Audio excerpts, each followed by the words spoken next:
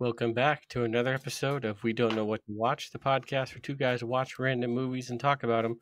And with me, as always, is the amazing, the incredible, the absolutely bizarre, the Doctor Strange to my Baron Mordo, Kyle Mulford, and I'm Noah Saturn. How you doing, Kyle? Feeling a little strange. How are you doing? Well, I was just in the mirror dimension, and things got a little weird there. So anyway, this is one of our mini episodes, or sometimes maxi episodes, called What You Watchin', where we talk about what we've been watching. I think it's my turn to go first. That sounds about right. Yep, so speaking of Doctor Strange, the first film I watched was Doctor Strange in the Multiverse of Madness. Was it And madness? It was madness. So they introduced a few new characters, specifically America Chavez becomes the sort of the newest kind of co-lead in this one. Because if you're not familiar with her powers, she can jump between different universes. Doctor Strange finds her and says, hey, and she's like, help, some evil demon thingy is after me. So it's a chase movie, try and figure out, okay, how are we going to figure this out? Jump from universe to universe and hopefully land on one that will give us to the magical Book of Ashanti, which is basically the Mulligan or MacGuffin. I don't know why I said Mulligan. He's the magic MacGuffin that'll give you whatever you need. They're golfing through the universes. They are golfing through the universes. So yeah, and definitely, played by Xochitl Gomez. She does a great job as America. And then, of course, for you WandaVision fans, Wanda Maximoff, our beloved Scarlet Witch, does have a large part in this as well. Sweet. I have not seen this yet, so I'm excited to watch it sometime. There are a couple of amazing scenes which I will avoid for spoilers' sake, but they're just absolutely hilarious. And because this is a Sam Raimi film, I can confirm that yes, Bruce Campbell does show up. Okay, I was going to be disappointed if he didn't show up somewhere. Mm-hmm. We have Bruce Campbell in the MCU. That's amazing. Yes. Please tell me he's got a good role. It's very memorable, that's for sure. Okay. That's all I want to know. All right, moving on. I'm going to talk about these two movies together because they are two-parter. So these are two Tollywood movies, meaning they were made in southern India in the Telugu language. So they are Bahubali, the beginning, and Bahubali Part 2, the conclusion. So this is like a swords and sandals, ancient India type epic about this amazing guy named Bahubali and his quest to revenge to find out that like the evil uncle that killed his father. And they're each, in some Indian film fashion, there is over-the-top action, romance, dance numbers, songs. It's got a little bit of everything. And if you like over-the-top action films, these are good. And they're both on Netflix, so highly recommended. Good stuff. Sweet. Because it's got muscly men, women with bows and arrows, evil uncles, evil advisors. And what's nice about these movies and this director, S.S. Rajumaji, I believe is his name. Pardon for I'm sure I butchered it. But everything about it is sincere. So it is the most action, the most romance, the most betrayal, the most heartbreak, the most revenge. It's great. Kind of want to see this. Yeah, definitely highly recommended. They're both great on Netflix. So yes. And the reason I watched this one is because this is the same director who directed the recent film RRR, which I have not seen yet, but that's supposed to be like the Telugu language action movie of the year. And if you've seen trailers for it, it looks like nothing else. It looks spectacular. Yes, and I love trying to watch more Indian films in general, and I think these are definitely good ones. Awesome. And next and lastly, I went to the theater and I saw Sonic the Hedgehog 2.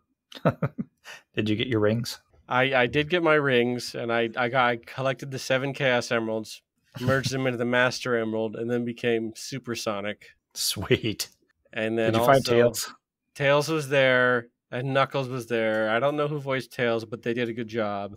Knuckles was voiced by Idris Elba. Oh, awesome. So what's fun about their dynamic is, Sonic is, if you saw the first one, Sonic is like his goofy, kind of sarcastic, all over the place little kid that he is. Tails is pretty sincere, but he's just like, I want to be your best friend. He's like your best friend.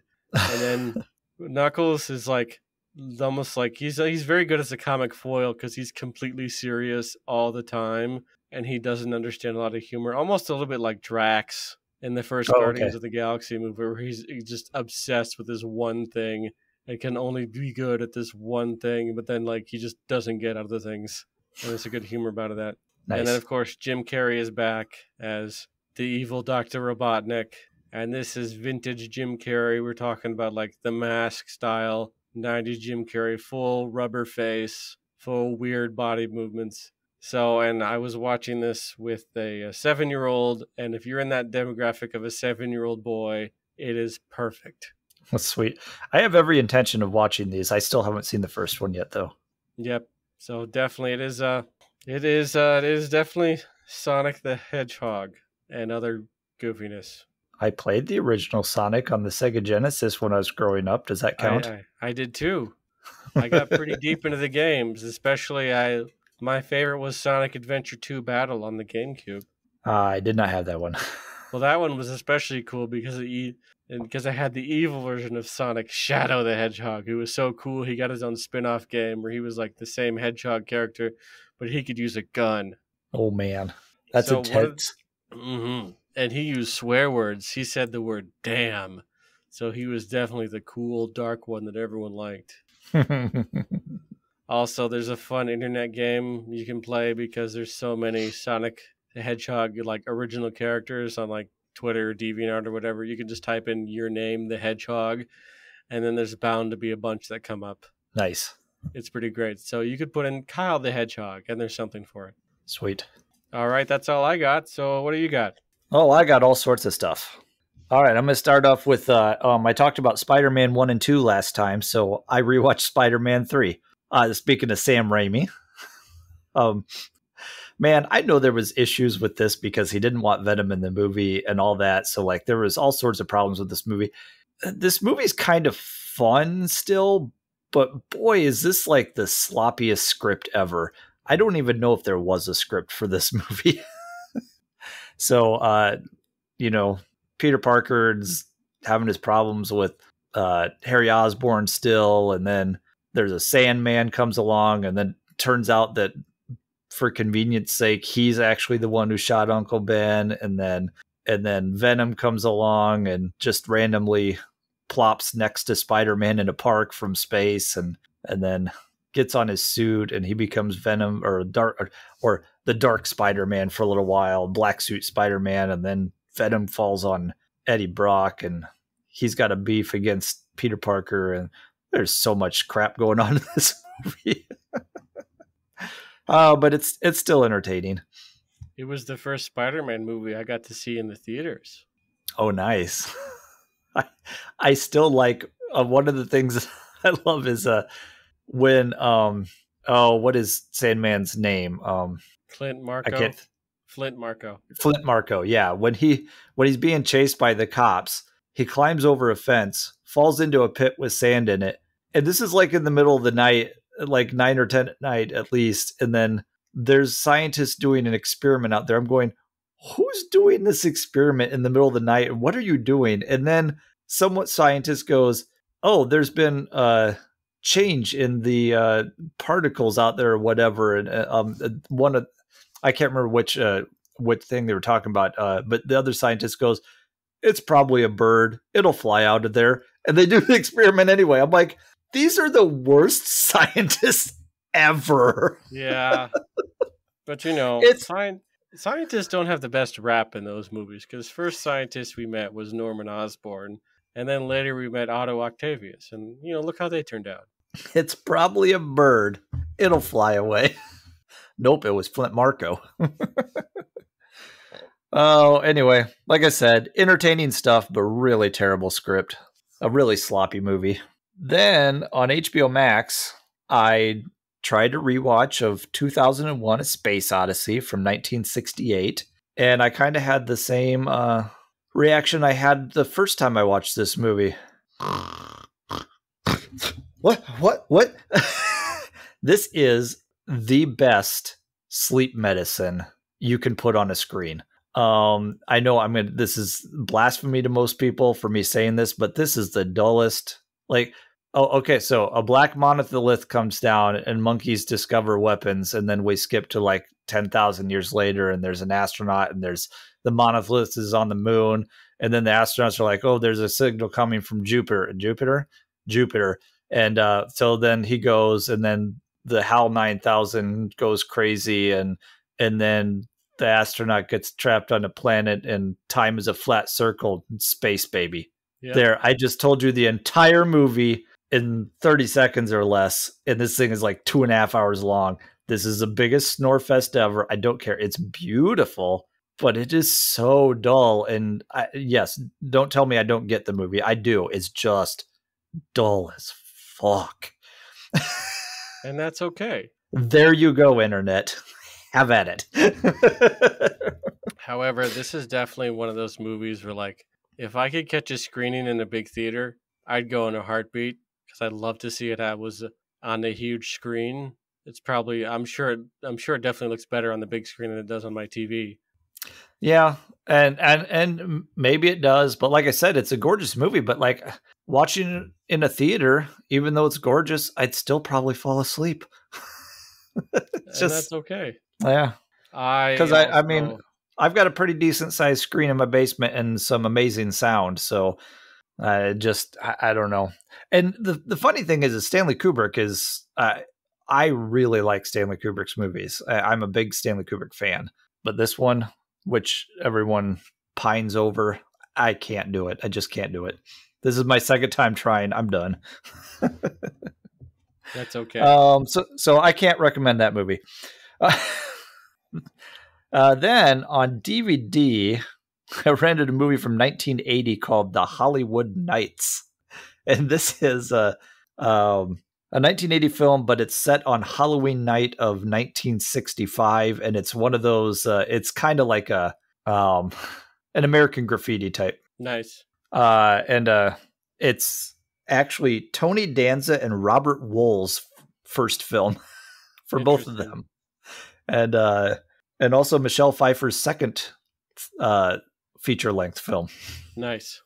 So this was entertaining in that kind of, it's about a car gang or whatever that likes to hang out and they're causing trouble with the cops on Halloween night 1965 and there's a whole subplot with the diner that the drive-in diner that they like to go to is going to be torn down the next day, and so they're fighting to not get it torn down, and they do it through the power of dance.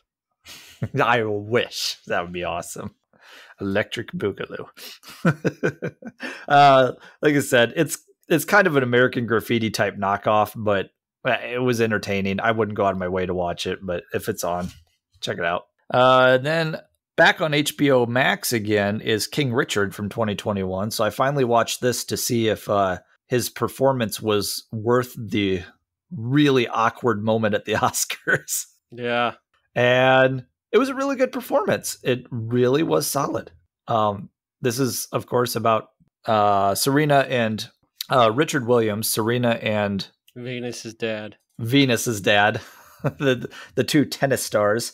And this is kind of story of them growing up and him training them and trying to make them the best tennis stars ever so that they can get out of, kind of the ghetto area and make something of their lives. And it's actually a pretty good movie. I would recommend this one. Yeah, and I think we know how that story ended. Yes, they completely failed. We never heard from them again, and they're broke. Yep, they definitely did not become two of the greatest tennis athletes ever. What? Arguably two of the best athletes ever. What movie did you watch? No, yes, they are amazing tennis players, and it's a wonderful little story and a good movie. So I would recommend that. It's on HBO Max again. And then I rented another DVD from 2021 called The Spine of Night. And this was an interesting one. I can't say it was great, but it was interesting to watch because it was a rotoscope movie, an animated film. Interesting. You don't see many of those anymore. No. So the animation was very interesting to watch. It felt kind of like 80s type, like almost like a heavy metal type animation. Or like a Ralph Bakshi. Yeah. So it was kind of just a fantasy, uber bloody. There was some flower petal that gives someone lots of power, and so then he rises to power, and there's people fighting against him. And like I said, it was interesting just to see a modern day rotoscope animated film. And if you're into fantasy stuff, check it out. It's nothing to write home about, but it's an interesting experiment, and it's got the voice actors in it were like Richard E. Grant, Lucy Lawless, Patton Oswalt, Joe Manganiello, and Larry Fessenden were some of the actors in it. So nice, interesting voice cast.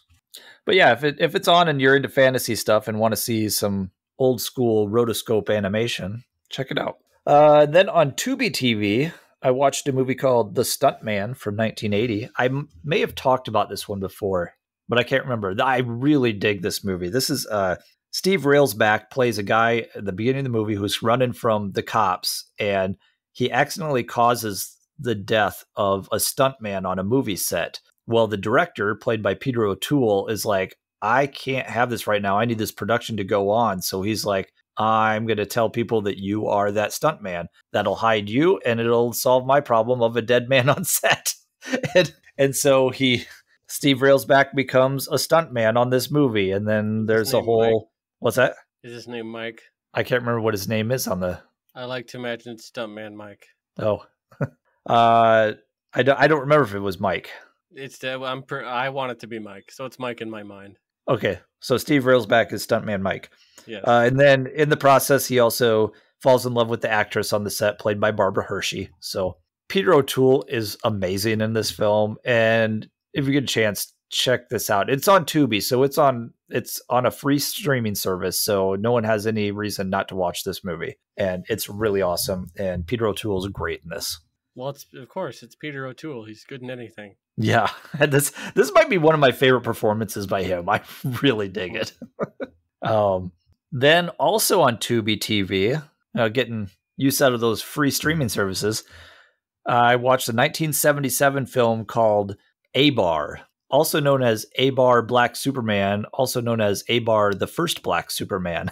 Okay. This is a 1977 blaxploitation film. Looks like it was shot on VHS. Nice. And it's about a well-to-do black doctor who moves into a very white neighborhood, and his family is getting harassed, of course, by all the neighbors because this is the 70s. And then there's another guy, A-Bar, who is still living in like the ghetto area, and he's trying to fight for everybody there. And he's actually kind of mad at the doctor for living there because, betraying us here. You've got money and you go live in the rich white neighborhood. So they had all of that conflict going on, but he was also trying to help him as well because it's like, I don't want to see anybody getting hurt and harassed. So eventually this doctor was working on some secret experiment in his basement, and A-Bar ends up taking the serum towards the end of the movie and becoming like invincible and all this stuff. So and then he fights Blackula. That would have been cool. This was actually a really interesting movie. It had a lot of good things. That I really liked the story, but even for like a low budget blaxploitation film, this was really poor acting, and it was kind of distracting how poor it was. So it was because I love blaxploitation films from the 70s, but a lot of them are like, just kind of fun. This one, I couldn't get past some of the acting. It was so bad. but it was still interesting, and I really liked the story. I really wanted to like this one more, but I don't know if I can totally recommend it because I don't think people will be able to get past the acting and then the VHS quality of the film. Did you get to see our good friend the Boom Mic? I did not see it anywhere in there, but I wouldn't be surprised if it showed up. Sounds like the Boom Mic becomes a character in this one. Yeah, so anyway, the last couple of weeks here, we had a Friday the 13th. And so I watched Friday the 13th, Part 6, Jason Lives from 1986. I've got the whole Blu-ray set, so anytime Friday the 13th comes around, I can pop one of those in.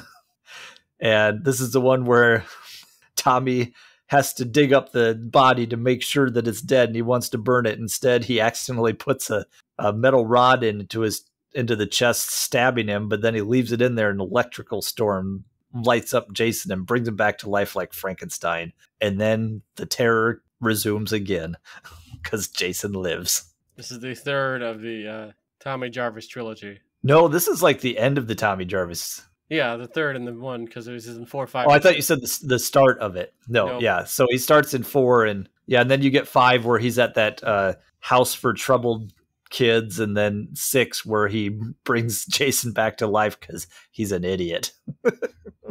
So everybody knows the Friday the 13th movies. We'll move on. So every Friday the 13th, I have a tradition where I text Kyle the video of the chocolate bar scene from part 5 because it's just so dumb and so silly. Well, that's the way you feel about it. Exactly. So every Friday the 13th, no matter when it is, I always make sure to do that, as is tradition. And it always puts a smile on my face to get that text. I love watching that scene.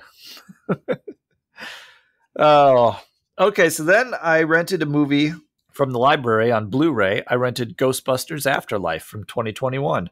And I really dug this movie. This was really thick with nostalgia. They could have held back just a little bit. Too many story beats were exactly the same as the original 1984 film. However, what made me tip over on the side of actually liking this movie, though, is the performance of the kids in this film. I just really liked all of the kids in it. Finn Wolfhard is in it from Stranger Things, and then there was a couple other kids. I liked their characters, and then Paul Rudd came in and gave us his Paul Rudd charm, and who doesn't love that? And so I don't know. There's a lot of sentimental stuff at the end with because it's about the grandkids of Egon, and they didn't know they had a grandfather, or they didn't really know their grandfather. And he left when he passed away. He left him his house in the middle of nowhere. And it turns out he was still like going after, starts with a Z from the first movie, the whole gatekeeper, Zool. Yeah. And all that. So same bad guy from the original movie. That's where a lot of the stuff was like, okay, you rehash this, but they did it in a way that worked for me. And so then his daughter inherits the house, and then his granddaughter discovers, his work and all this stuff. And she's a science nerd too. And then she meets a nerdy podcaster at school. And then her brother, meets a girl when he starts a job. And the dynamic of those 4 kids was really great. I like the way they were written. And then, then like I said, Paul Rudd comes in and gives us his Paul Rudd charm. And so I would actually recommend this movie. I really liked it. Yeah, this is probably a movie that was like laboratory and committee made for Kyle. It was. And I was actually a little worried going in because I could tell from the trailer that it was going to be too much nostalgia. I'm the nostalgia king. I live in the 80s, but I hate when they just completely rehash a story. And that's why I'm like so torn as like this one. I'm like, they just rehashed Ghostbusters 84. And yet I still really dug this movie. So they made it work. Fair enough.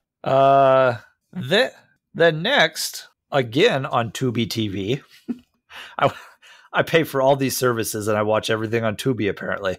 I watched from 1974, The Taking of Pelham 123. I've seen this one. This is so much fun. A great 70s thriller. This was a rewatch for me. I love this movie.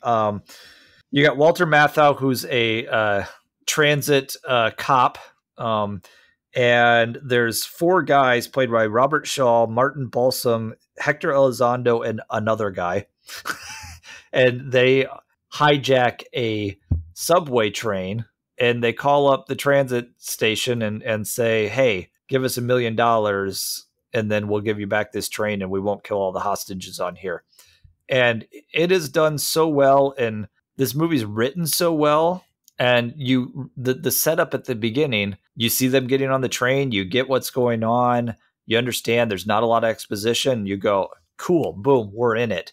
And you also and then you have got like I said, Walter Matthau trying to figure this out, and then Jerry Stiller also works in the in a great supporting role. Yes, yeah. So he's kind of fun, and I actually liked him in this movie too.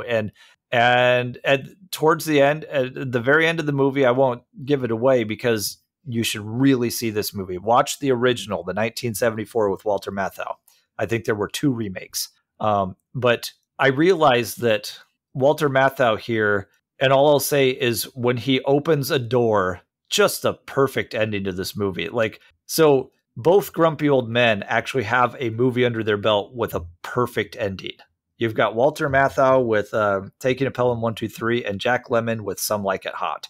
So high recommend. This is on Tubi. Again, free service. Go out and watch this movie. Yeah, this one is a lot of fun. And I also did hear a tidbit that at one point during the filming, it was Ben Stiller, when he was a kid, came to the set, and this is and seeing his dad in this made him want to become an actor. You know what? I can see that because Jerry Stiller was good in that supporting role. So, that's kind of cool. That would be great to have stories like that where you're a kid and you've got like a famous actor dad, and you're like, I was on this movie set, like, and especially in the 70s, like I would love to have been on some of those movie sets in the 70s, and going into the 80s even. Just seeing who's doing cocaine in the bathroom. Oh, right. Then next I watched on Netflix a 2019 film, The Gentleman, directed by Guy Ritchie. And this was kind of a fun movie. This was going back to his kind of gangster snatch, Lock, Stock, and Two Smoking Barrels type film.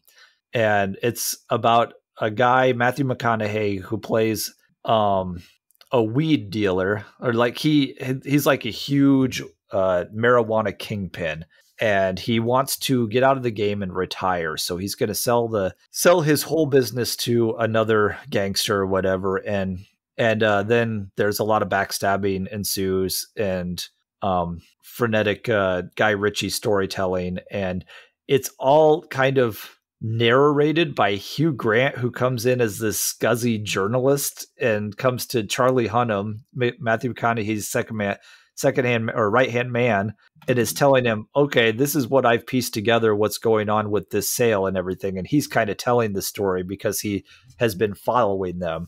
And it's a fun movie. I still like Snatch and Lock, Stock, and Two Smoking Barrels much better, but this was a good return to form for Guy Ritchie with these kind of movies. And if you like those other ones, I would recommend going and checking this out on Netflix. And Hugh Grant is like almost unrecognizable. He was great in this film. Like he's always that bumbling guy. This one, he's like this kind of smarmy journalist with like these glasses on, like dark glasses on, and he's not a bumbling fool in this one. And it's I kind of liked him in this role. It was kind of fun to see him in something a little different. Yeah, it is. I'd like to see him do something different or weirder. I'd like to see him like somehow be like the villain in a horror movie or something. That would be awesome. Yeah, because I always like seeing Hugh Grant and things. So like in Paddington 2, where he also played a villain. So you know, yes, the best villain to appear on screen ever. But then the final movie I watched these last couple of weeks was I rented a DVD of a 1996 film I had not seen yet, The People versus Larry Flint, starring Woody and Brett Harrelson, playing brothers Larry and Jimmy Flint. And, you know, Larry Flint is the creator of Hustler magazine. So this was it goes from his start as a strip joint owner called Hustlers, and then he's like creates this flyer, and people are like, hey, I love that flyer. And he's like, oh, well, let's turn this into a magazine and start showing a little more than Playboy and Penthouse and stuff show. And then you got this whole religious right-wing group mad at him and taking him to court, and he fights back because of freedom of speech, and it goes all the way to Supreme Court, and he wins at the Supreme Court level. So it was a huge win for freedom of speech. yes, they do show that he is a scummy human being and he's not the greatest person, but you know, freedom of speech is freedom of speech, I guess. So Yeah, if I remember correctly, the only thing I really know about this movie is I want to say like that it was like the VHS cover, the DVD cover. I would pass by it like at back at like Blockbuster or like Family Video or something, and then it yeah, was just like him between the him like in the cleavage of a woman or something. there might be that, but there's also a cover that's like just his face is the entire cover and his mouth is covered by the American flag. I think I've seen that one too. Yeah. So, overall, I was okay on this film. It was directed by Milos Forman. I thought it was decent, but I really liked Woody Harrelson's performance in this. He was great because he just got like crazier and crazier in the courtroom. Um, it was interesting to see this story, and I liked Woody Harrelson's performance, and you had like a interesting supporting cast. You had Courtney Love played his wife, and Edward Norton played his lawyer, and James Cromwell played like some governor of some state that wanted to fight against him, and then you had like some of his friends were like Vincent Schiavelli, and who I will forever remember as the "get off my train" guy from Ghost. Yes. And then also Crispin Glover, who is always fun to watch because you never know what the hell he's doing. Yes.